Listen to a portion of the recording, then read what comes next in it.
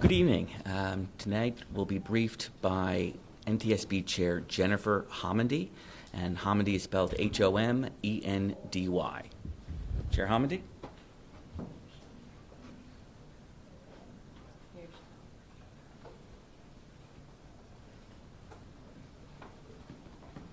Good evening. All right, come on over just a little bit. Okay, thank you. We have a whole team here today. All right. I'm Jennifer Homendy, and I'm chair of the National Transportation Safety Board. And with me tonight is John Lovell, our investigator in charge. We also have Clint Crookshanks and Leonie Benitez Cardona, both of which are aerospace engineers for the NTSB and really specialists in structures, including looking at the airframe, the door plug, and the surrounding structure around the door plug. Now, one of the NTSB's core values is transparency. We believe when we have factual information that has been verified, that it's our duty to provide it to the public and to the media. And so tonight we have a lot of information that we want to share. First, I'm going to provide a summary of the event from the flight data recorder. We're going to talk about what our survival factors group did today, and then I'm going to talk about what our systems group did today, and then we'll have some discussions about structures and what the structures group did. So for the summary of the flight data recorder, from the flight data recorder, I'm going to read it. At 17:06 and 47 seconds Pacific Standard Time, the aircraft departed runway 28 left at Portland International Airport. At 17:12 and 33 seconds, the recorded cabin pressure dropped from 14.09 to 11.64 pounds per square inch when the aircraft was at approximately 14,830 feet and 271 knots. The cabin altitude greater than 10,000 feet warning activated. At 17:12 and 34 seconds, the master caution activated. The cabin pressure dropped to 9.08 psi at approximately 14,850 feet and 271 knots. At 17:12 and 52 seconds, the master caution deactivated. At 17:13 and 41 seconds, the aircraft continued to climb and reached a maximum altitude of 16,320 feet and began to descend. The airspeed was 276 knots. At 17:13 and 56 seconds, the selected altitude changed from 23,000 feet to 10,000 feet. At 17:14 and 35 seconds, the master caution activated for 3 seconds. At 17:16 and 56 seconds, the aircraft began a left turn from 121 degrees. The altitude was approximately 10,120 feet. At 17:17, the aircraft descended below 10,000 feet. At 17:18 and 5 seconds, the aircraft altitude was approximately 9,050 feet, and the airspeed was 271 knots. The cabin altitude greater than 10,000 feet warning deactivated. The cabin pressure was 10.48 psi. At 17:26 and 46 seconds, the aircraft landed on runway 28 left at Portland International Airport. Now, the survival factors team interviewed the remaining 2 flight attendants, one from the aft of the aircraft and one from forward. Their interview and discussion was consistent with the interviews of the other 2 flight attendants. They also reported pretty significant crew communications challenges during the event. They didn't know what was occurring. They were certainly concerned, they stated, about the 4 unaccompanied minors, and their focus was on them and the 3 lap children at the time. The 2 flight attendants in the aft outboard seats in the aft galley had difficulty seeing what was going on in the cabin and in the aisle. It's very difficult from that location to see anything. There is a very, very small mirror provided to look down the aisle. It's not sufficient. So it was very difficult for them to see. The flight attendants mentioned that the communications was so poor that they felt like they really needed guidance and information, and it was a pretty terrifying event. Now, with that said, I know that a lot of media is reaching out to the flight attendants. The interviews have been very emotional. This was a really significant event with 0 information at the time. There's a lot of trauma that they are working through. It's going to be a long process. It was terrifying. I would ask, the NTSB is asking, please give them that time.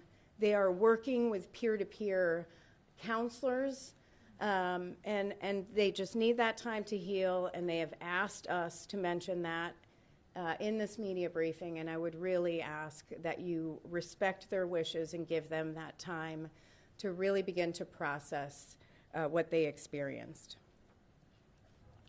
Now, the cockpit door.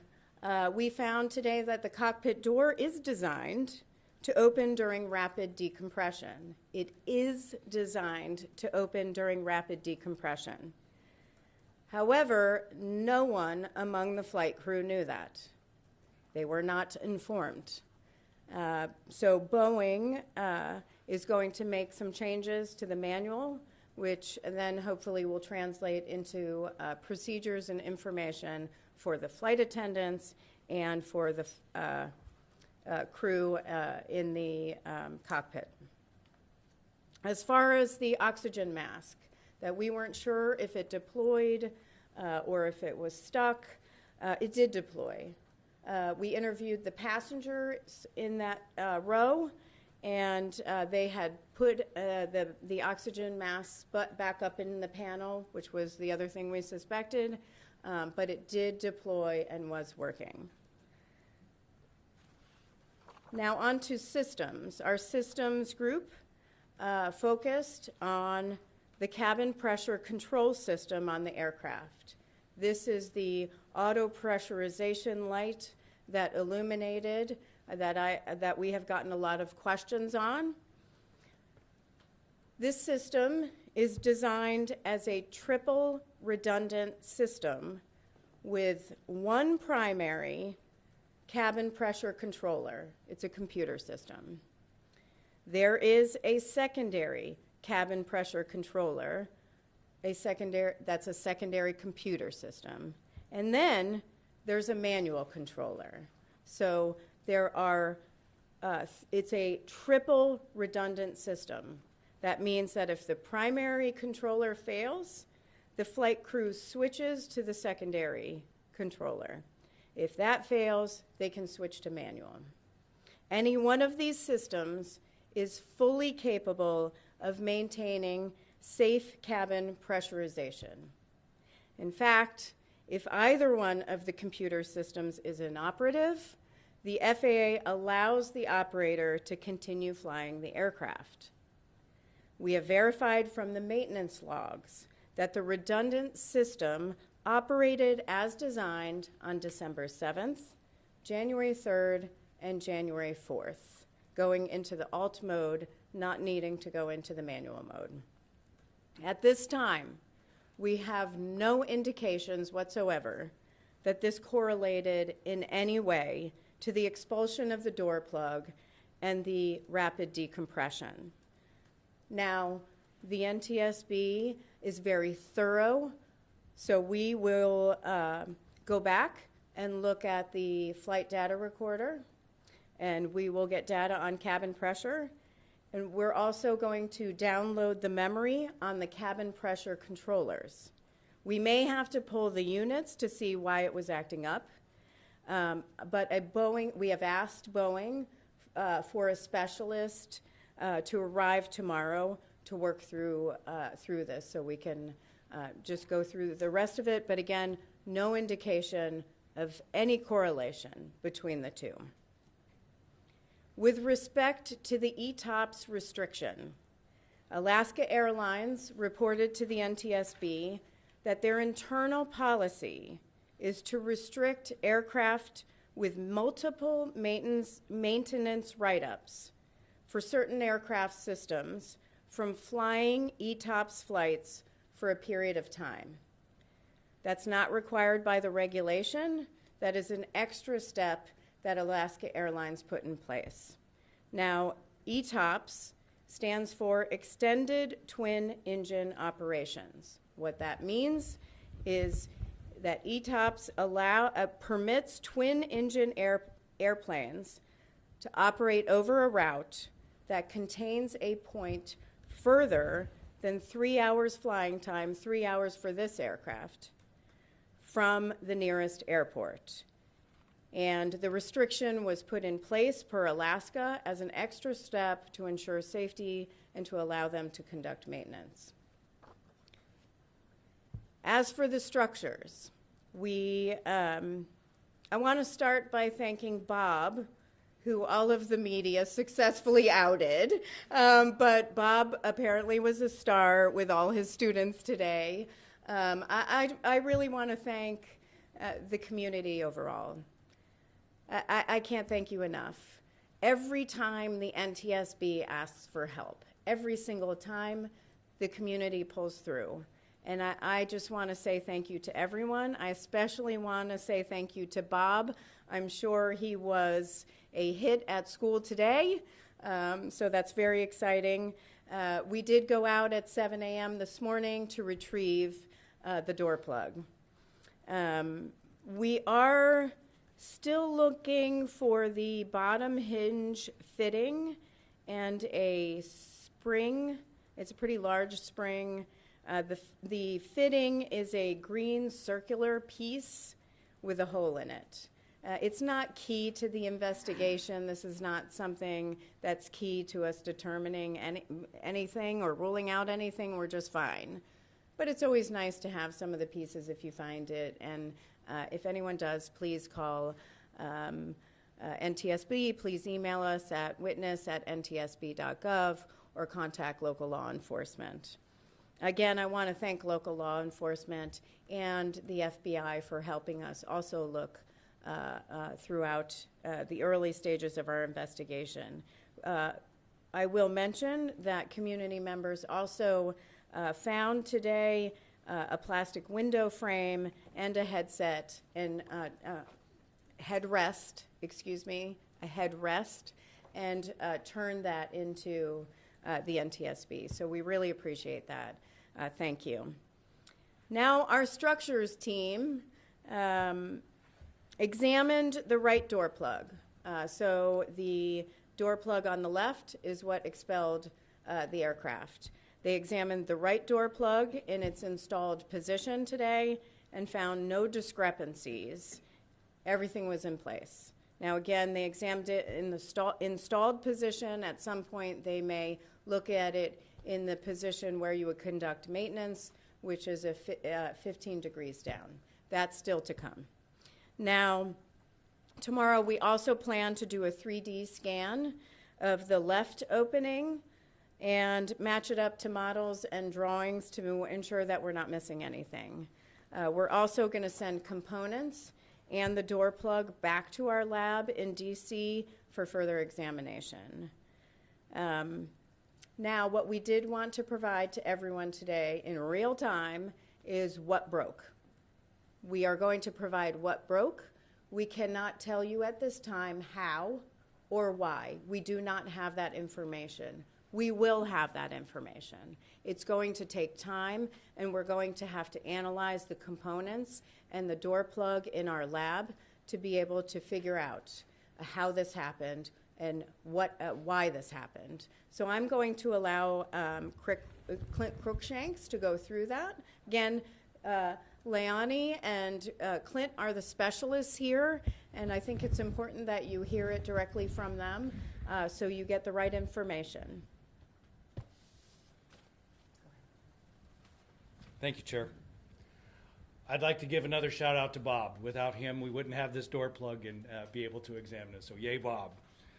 As you all know, the 737-9 has the provisions for a cabin emergency exit door in the aft fuselage. However, on this particular airplane, there was no door installed in that location due to the passenger seating configuration of the airplane. Instead, there was a plug installed in that opening. That plug is retained in the opening when 12 stop pads on the door frame interface with 12 stop pins on the plug to prevent the door from blowing out of the fuselage.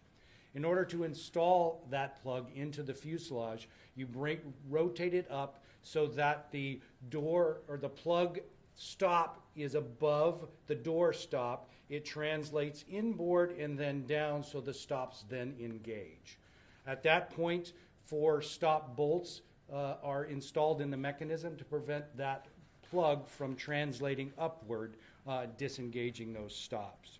There's also a guide roller on each side, on the upper side of the plug, or on the upper side of the door frame that engages with a guide fitting on the plug to establish the location in the opening.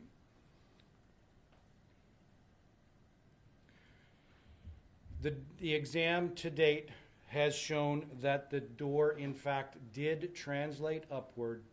All 12 stops became disengaged, allowing it to blow out of the fuselage. We found that both guide tracks on the plug were fractured. We have not yet recovered the 4 bolts that restrain it from its vertical movement, and we have not yet determined if they existed there. That will be determined when we take the plug to our lab in Washington, D.C. Thank you. I know you're all going to have lots of questions on that, and Clint and Leonie will be able to answer those. And just to reiterate, we will be able to determine whether the bolts were there. We can determine that based on witness marks in our lab with much greater capability. We have microscopes and other what is the word? Scientific equipment. It has been a long day to be able to evaluate help our team evaluate what they're seeing in the door plug. One thing I'll note is that we have offered party status to Spirit Aerospace and to the Machinists Union. Now, this is going to be our last on-scene media briefing. Please contact Media Relations if you would like if you have additional media relations needs. Also, please monitor our website at ntsb.gov. I want to take a few moments, though, and say thank you. Again, I want to say thank you to the community. What an outpouring of support. Incredible. Thank you. We could not do what we do without you. I also want to thank the media. I am very appreciative of everything you do. I believe you play a significant role in improving safety and holding the NTSB and every other federal, state, and local agency accountable for ensuring the safety of others. So thank you for everything you do. Keep it up. I also want to thank our parties. The parties to our investigation help provide the factual information.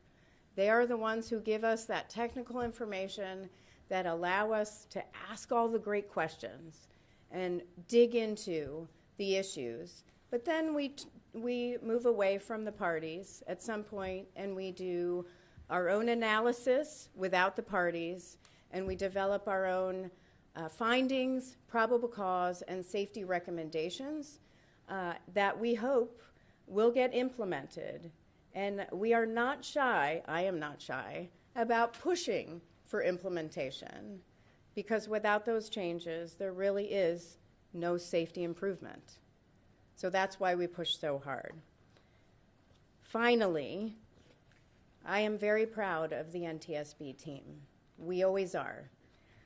I would like to thank the following team members: Adam Hooray, Andrew Buckland, Clint Crookshanks, Dewan Civilian, Eric Weiss, James Anderson, Jen Gabris, John Lovell, Leonie Benitez Cardona, Marvin France, Matt Fox, Rolando Garcia, Star Bloom, Stephen Stadius, and Zoe Kelleher. I don't know that a lot of people realize, but our agency, we handle all modes of transportation. We have only 437 employees. They are incredible, and we are proud of them every single day. We're a small agency, but we have a really big voice, and we use it to save lives and prevent future tragedies. So with that, we're going to take questions one at a time. I also saw Chris over here jotting down everyone's name. Do not call them. So one at a time, name and affiliation, even though I know most of you now. But go ahead and Chris, and then we'll come over here. Chris Van Cleve, CBS News. I'm curious, as we're hearing reports now of both Alaska and United finding loose bolts, and it sounds like you're saying you're not even clear if there were bolts at all in this door.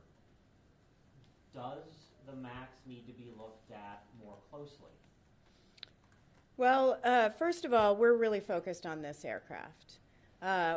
However, we are not shy about going broader than just this aircraft. We need to first and foremost figure out what happened here on this aircraft. If we have a bigger system-wide or fleet issue, we will issue an urgent safety recommendation to push for change. With that said, we are aware of the reports that are coming back from the inspections from United and Alaska and Boeing. Our team is collecting that information, and there will be some follow-up from the inspections. But right now, we're focused on this one, but we can go broader at any time. We don't have to finish the investigation to issue an urgent safety recommendation. We can do that anytime, and we have done that for entire fleets before. A quick follow-up. If you don't know if there were... You broke my one-question rule, but I will allow that. One question, two parts. If you don't know if there were bolts, and then both airlines are finding bolts that weren't tightened, if you can't trust the manufacturer to tighten those bolts, can you trust them to tighten all the other bolts in the airplane? Right now, we are focused on the evidence. The evidence tells a story. The components on this door plug tell a story. We have to follow the evidence and see where it takes us before we jump to any sort of conclusions. We cannot speculate. We never jump to conclusions, but we don't speculate. We deal only with facts, and we're going to have to look at this aircraft. But again, we will go broader if we need to. Claire, Associated Press. Can you please explain again what exactly broke? Clint did a good job, maybe in more plain English, less technical, for those of us who aren't airplane experts. Just explain that, the interaction of the stop plugs and the locks and bolts. Can you just explain that? Yeah, and I'm going to ask Clint to correct me at any point. There are two hinges on the bottom, those hinges, and there are two roller Guides. fitting guides, roller guides. The purpose of the hinges and those guides are to get the door onto the aircraft and to allow it to move outward for maintenance, that outward for 15 degrees. It is the two guides on the top that broke. Those have two bolts in them. We don't know if there were bolts there or if they are just missing and departed when the door plug departed. But it's those two at the top. The bottom hinges were also missing those bolts. So we can't make it. We don't know if they were there or if again they came out during the violent explosive decompression event. And are those rollers a part of the door or on the actual fuselage? On the It's on the door plug. They're on the. Nope. I'm going to just turn it over at this point. Move on. So the guide rollers are installed on the fuselage. The guide roller tracks are installed on the plug. We found the guide roller tracks were fractured. So, if you imagine these six stop fittings, there's 6 on each side, so it's 12 stop fittings. The purpose of those stop fittings are to prevent the door from being expelled from the aircraft, because there's a lot of pressure inside the aircraft. The pressure outside the aircraft is low, it's higher inside the aircraft. So there's a force pushing outward. So you need something that holds it in place. These 6 stop fittings, there's 6 of them on the door plug and 6 of them on the frame, the door frame. They match each other. So if you imagine high-fiving somebody, they're hitting each other, preventing that door from coming outward.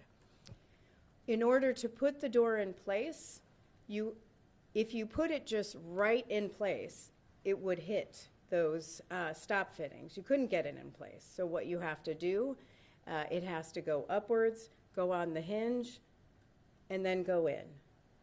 And when you are doing maintenance or inspection, it also comes up and comes out. So that's what we're talking about. Yes, and then here. Nancy Keith with the Wall Street Journal. Can you tell us how many of the planes on of the United planes had the loose bolts, and whether there are any other issues on those planes other than loose bolts? I don't have we don't have information on how many of the question is on how many of the United planes had loose bolts. We don't have that information. FAA should have that information, as this is part of their airworthiness directive. They would gather the overall amounts. And were there other issues besides loose bolts that you know of? Are there other issues besides the bolts that we know of? We have only heard reports of the bolts, but we're not aware of the extent to what they found. Yeah, here and there. The doors are with the Oregonian. So with the fractured components, would those have been for certain fractured prior to the disconnection, or could the event have caused those fractures? I'm going to allow you to answer that one. Repeat the question, though.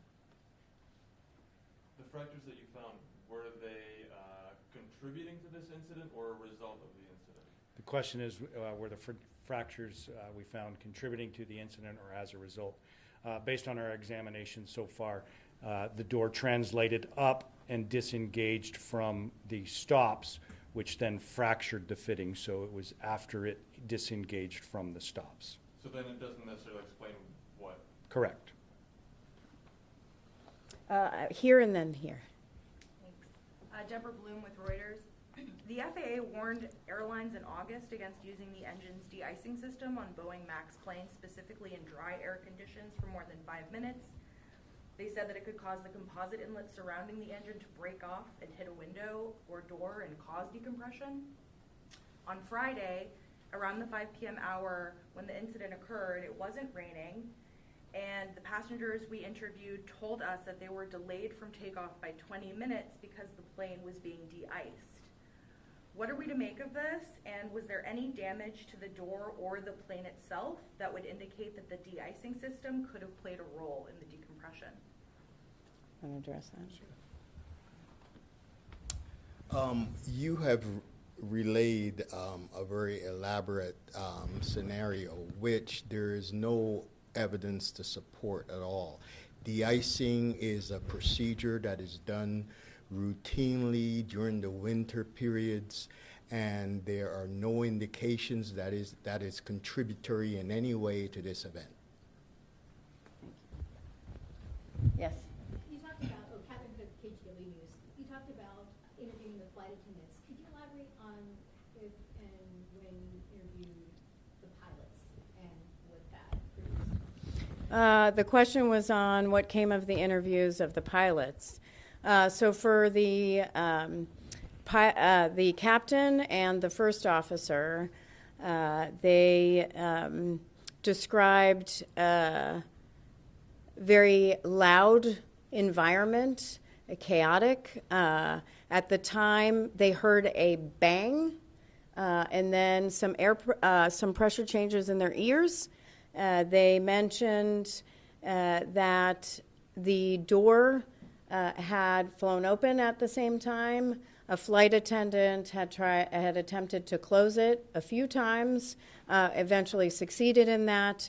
The one of their checklists, their laminated checklist, flew out the door when the door also opened. They described it as very loud, windy at the time, and they had trouble communicating.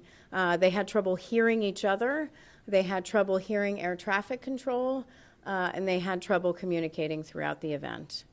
I will say, once again, excellent job by the entire flight crew, those in the cockpit and those in the cabin, and also air traffic control.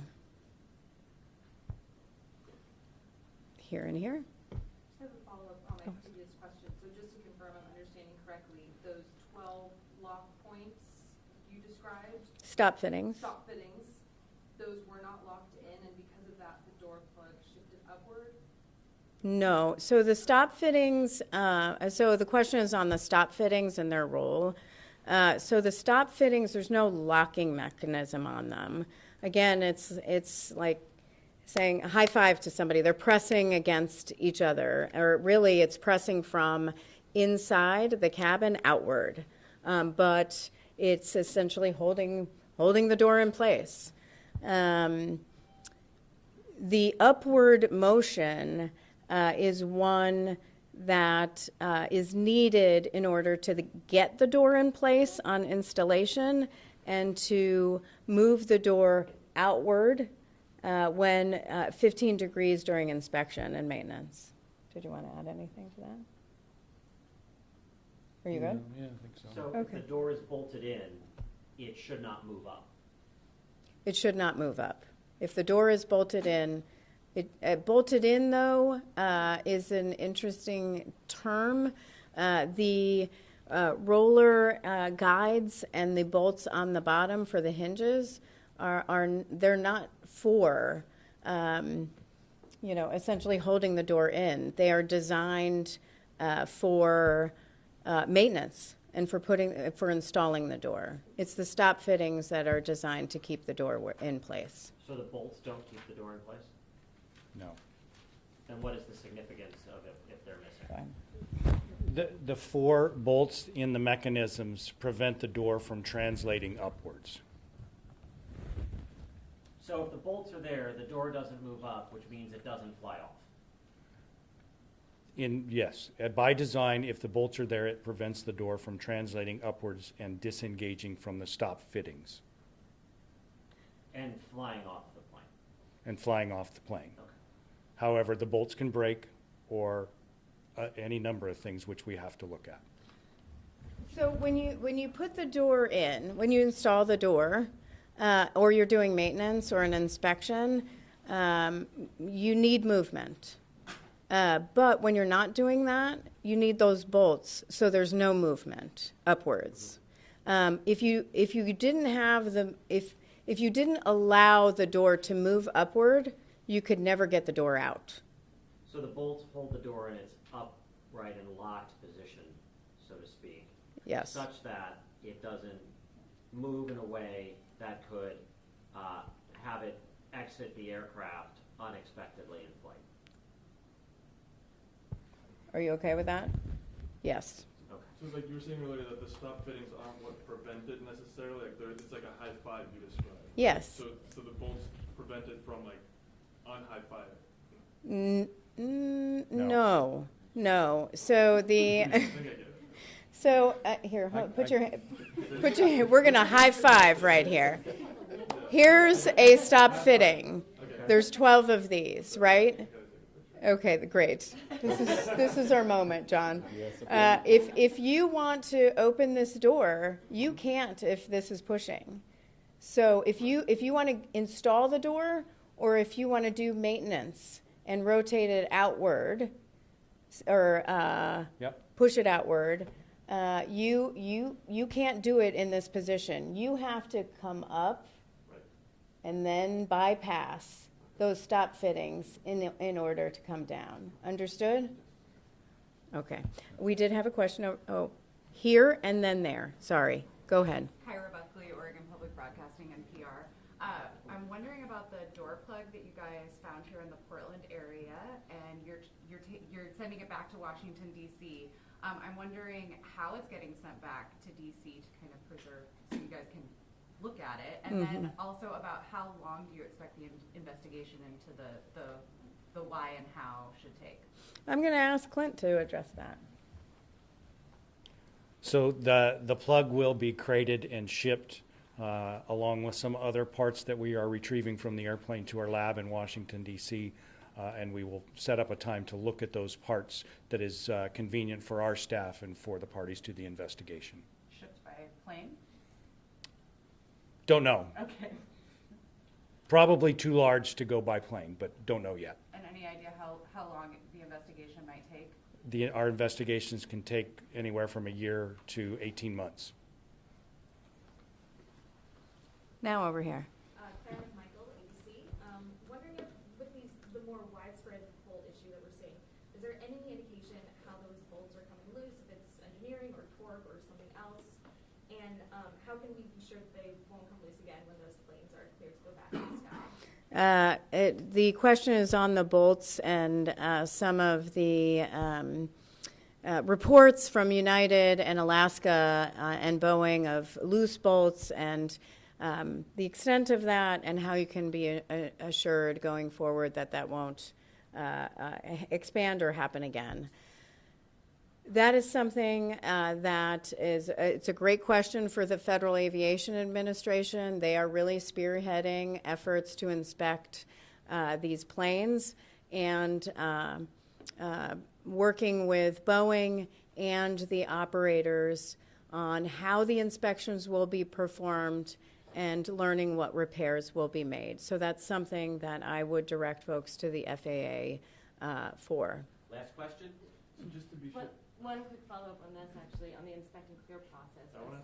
The NTSB, do you feel comfortable at this point that you know enough about this accident that you feel comfortable the MAX 9 fleet can fly again? I know that you're just looking at this plane right now, but based on what you know now. Yeah, for the MAX 9 fleet, that's a decision for the regulator, for the Federal Aviation Administration.